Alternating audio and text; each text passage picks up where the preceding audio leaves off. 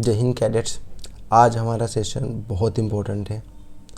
आज हम बात करेंगे नेशनल कैडेट कॉर्प के स्ट्रक्चर, हिस्ट्री और उसके एम के बारे में। ओके, स्लाइड की तरफ देखिए। So the topic is national cadet Corp grooming leaders for tomorrow. NCC सिर्फ यूनिफॉर्म पहनना नहीं है, ये फ्यूचर लीडर्स तैयार करने की एक फैक्ट्री है। आप सब कल के लीडर्स हैं और आज हम समझेंगे कि ये ऑर्गेनाइजेशन एक्चुअली काम कैसे करती है। ओके, तो आगे बढ़ते हैं। तो सबसे पहले हिस्ट्री यानी जेनेसिस के बारे में देखो। एनसीसी रातों रात नहीं बनी है। इसकी शुरुआत वर्ल्ड वॉर 1 के टाइम पर यूनिवर्सिटी कॉर्प से हुई है, लेकिन इंडिपेंडेंट इंडिया में एनसीसी फॉर्मली 15 जुलाई 1948 में इस्टेब्लिश हुई।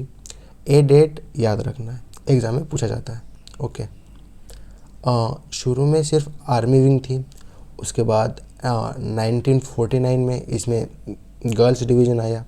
उसके बाद 1950 में एयर विंग आया और उसके बाद फिर 1952 में यहाँ पे नेवल विंग ऐड हुई।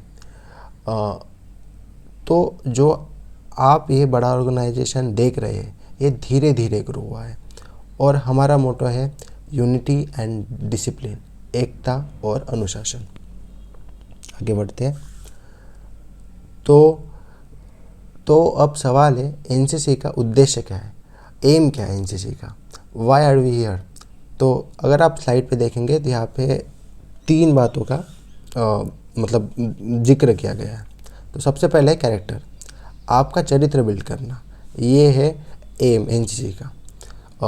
कमांडरशिप सीखना यानी अपने साथियों को मदद करना। ओके, उसके बाद है लीडरशिप। लाइफ में आप डॉक्टर बने, इंजीनियर बने या पॉलिटिशियन बने, आपको लीडर बनना ही है। हर फील्ड में लीडर्स की ज़रूरत है और लीडर्स ही किसी भी फील्ड को सक्सेस तक लेके जाती है। ओके, उसके बाद है सर्विस, मतलब देश की सेवा करना। अल्टीमेटली एनसीसी का एम है आपको मोटिवेट करना ताकि आप आर्म फोर्स ज्वाइन करें और देश की रक्षा करें। ओके, उसके बाद की ऑब्जेक्टिव्स, एम्स को अचीव करने के लिए हमारे कुछ ऑब्जेक्टिव है।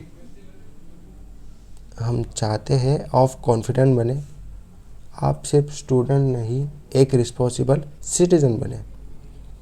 हमें आपके अंदर स्पिरिट ऑफ एडवेंचर लानी है, ट्रैकिंग कैंपिंग के थ्रू। आप देश के गुडविल एम्बेसडर हो। जब आप फॉरेन कंट्रीज़ में वाईपी मतलब यूथ एक्सचेंज प्रोग्राम के लिए जाते हो तो आप इंडिया को रिप्रेजेंट करते हो। और सबसे बड़ी बात सोशल सर्विस, कम्युनिटी डेवलपमेंट में हिस्सा लेना आपका फ़र्ज़ है। ओके, आगे बढ़ते हैं। अब बात करते हैं ऑर्गेनाइजेशनल स्ट्रक्चर के बारे में। तो फिर सबसे ऊपर होता है लाइक मिनिस्ट्री ऑफ डिफेंस, मतलब डिफेंस मिनिस्टर एंड सेक्रेटरी।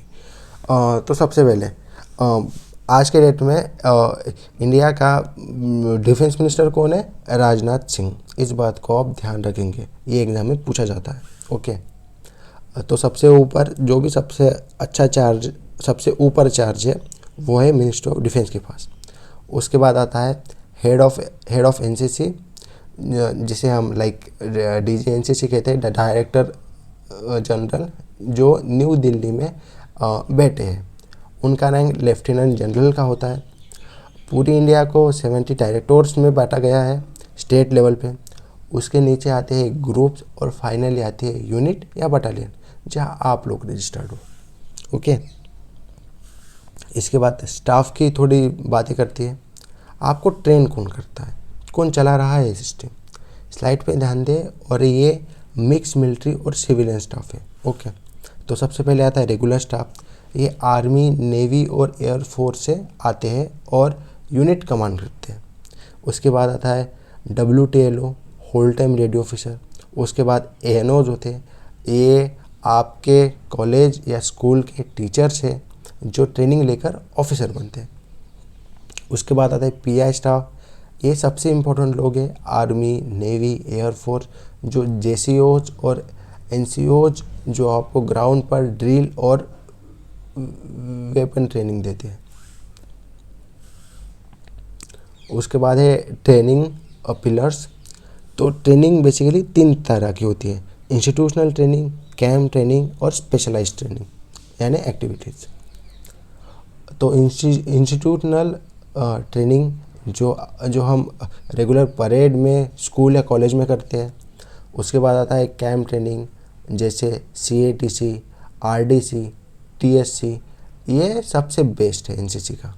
ठीक है, एनसीसी में जो अगर शॉर्ट में बोले तो कैंप ट्रेनिंग नहीं की मतलब आपने एनसीसी ढंग से नहीं किया। कैंप एक बहुत एडवेंचरस और फनी एक्टिविटी है। इसके बाद है specialize activity, flying, gliding, sailing वगैरह वगैरह। इसके बाद देखते हैं unit, like number of units कितने हैं आर्मी में। ओके, तो एनसीसी एक ट्राई सर्विस ऑर्गेनाइजेशन है, पर इसमें सबसे बड़ा हिस्सा आर्मी का है, जिसकी आप देख सकते हैं लगभग 700 यूनिट्स सिर्फ आर्मी के हैं। उसके बाद 73 नेवल यूनिट है एंड 64 एयरफोर्स यूनिट है। ओके, तो फिर so cadet, to conclude this session, NCC सिर्फ एक सर्टिफिकेट A या B या C लेना नहीं है, ये एक लाइफस्टाइल है। स्लाइड पर देखें, बिल्डिंग अ cohesive nation through empowered youth लिखा हुआ है। आप वो यूथ हो, अगर आप डिसिप्लिन हो तो देश आगे बढ़ेगा। इस सेशन से अगर कोई डाउट है तो फिर कमेंट सेशन में बता दीजिए। तब तक के लिए मैं आपसे अलविदा लेता हूँ। जय हिंद।